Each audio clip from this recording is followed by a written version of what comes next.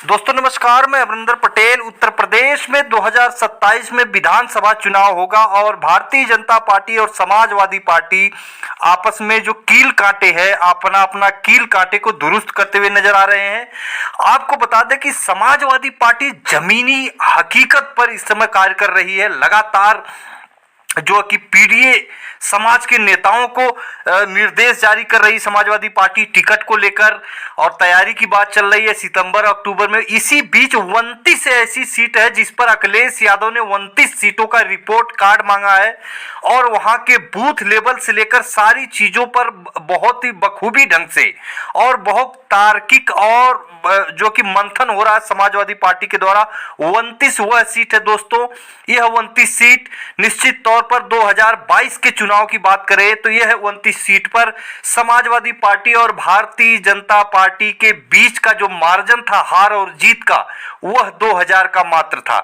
तो इस 29 सीट का जो रिपोर्ट कार्ड है, क्या है पूरा समीकरण, और जो अंदर खाने खबर आपको बता दूं कि जो अंदरूनी कलह होती है हर पार्टी में होती है, चाहे समाजवादी पार्टी हो, बहुजन समाज पार्टी हो, भारतीय जनता पार्टी हो, जो अंदरूनी अंतर कलह होती है उससे निपटने के लिए अखिलेश यादव और 29 सीटों पे 2000 के मार्जिन को लेकर क्या चल रहा है आपको बता दूं। बड़ी खबर है, समाजवादी पार्टी लखनऊ कार्यालय की तरफ से सूत्रों के हवाले से सटीक जानकारी जो मिल के आ रही है दोस्तों, मैं आपको बता रहा हूं कि समाजवादी पार्टी अब विधानसभा चुनाव 2027 की तैयारी में जुट गई है। इसके लिए सबसे पहले उसका ध्यान समाजवादी पार्टी का ध्यान जो है कम वोटों से हुई जीत और हार पर है। ऐसे विधानसभा क्षेत्रों में अपने कार्यकर्ताओं को सक्रिय कर वहां अंदरूनी कलह को दूर करने का काम अखिलेश यादव करने की तैयारी कर दिए हैं। आपको बता दें कि इसके साथ ही पूरे प्रदेश में हर विधानसभा का फीडबैक भी मंगाया गया है। निश्चित तौर पर बड़ी अपडेट है यह। वहां के अंदरूनी कलह और उसके कारणों पर पार्टी जो कि पता लगाना चाह रही है, जिससे जल्द ही उससे निपट कर कार्यकर्ताओं को एकजुटता का संदेश दिया जा सके। आपको बता दें कि पार्टी के एक प्रदेश स्तर के पदाधिकारी ने बताया कि मिल्कीपुर में हार के बाद समाजवादी पार्टी निश्चित तौर पर दूसरे एंगल से काम कर रही है।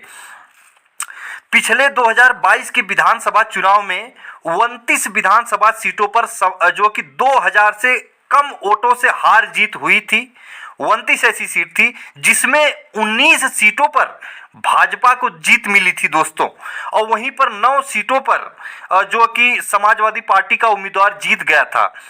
एक पर कांग्रेस के उम्मीदवार ने चुनाव जीता था। समाजवादी पार्टी अपने 9 सीटों को बरकरार रखते हुए कम अंतर से भाजपा द्वारा जीती गई 19 सीटों को अपने पाले में लाने के लिए रणनीति बना रही है। आपको बता दें कि 29 ऐसी सीट थी दोस्तों। इस 29 सीटों पर हार और जीत का जो मार्जिन था समाजवादी पार्टी और भारतीय जनता पार्टी के बीच में, यह 2000 से कम वोटों का था। 2001 से लेकर 2000 के बीच में वोटों का था, और जिसमें 19 सीटें भारतीय जनता पार्टी जीती थी इस 29 में, और 9 सीटें जो है समाजवादी पार्टी और 1 सीट कांग्रेस। यही 29 सीटों की रिपोर्ट कार्ड अखिलेश यादव मंगाए हैं, और उन सीटों पर जो अंतर कलह और समीकरण आगे कैसे उससे निपटा जाए उसके ऊपर बहुत भारी मंथन समाजवादी पार्टी कार्यालय में चल रहा है। आपको बता दूं कि वरिष्ठ पत्रकारों का मानना है कि जब भाजपा 5 साल तक चुनावी मूड में रहती है तो ऐसे में विपक्ष को भी अपनी सक्रियता उसी हिसाब से बढ़ानी होगी, और समाजवादी पार्टी बिल्कुल उसी तरह से काम करती हुई नजर आ रही है। बूथ को मजबूत करने के लिए अखिलेश यादव पूरी तरह से भारतीय जनता पार्टी के खिलाफ मोर्चा खोल दिए हैं। अपने कार्यकर्ताओं को निश्चित तौर पर सलाह दे रहे हैं ताकि किसी भी तरह का कोई भी अंदरूनी कलह ना रहे समाजवादी पार्टी में।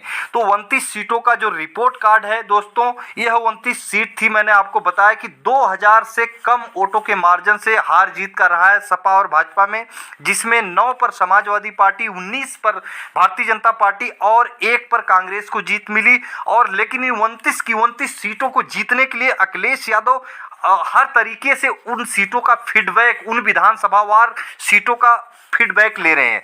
एक तरफ अखिलेश यादव जो है कि आपको मैंने बताया पीडीए समाज में चाहे आपको तमाम वो बिरादरी के लोगों को टिकट के लिए जो लगातार निषाद समाज हो, साक सैनिक कुशवाहा समाज हो, कुर्मी समाज हो, यादव समाज हो, अल्पसंख्यक में नाई गौड़ प्रजापति समाज हो, राजभर समाज से लेकर जाटव समाज, पासी समाज, तमाम वो जो पीडीए समाज का एक रेला तैयार करने की कोशिश अखिलेश यादव करते हुए जमीन पर दिखाई दे रहे हैं।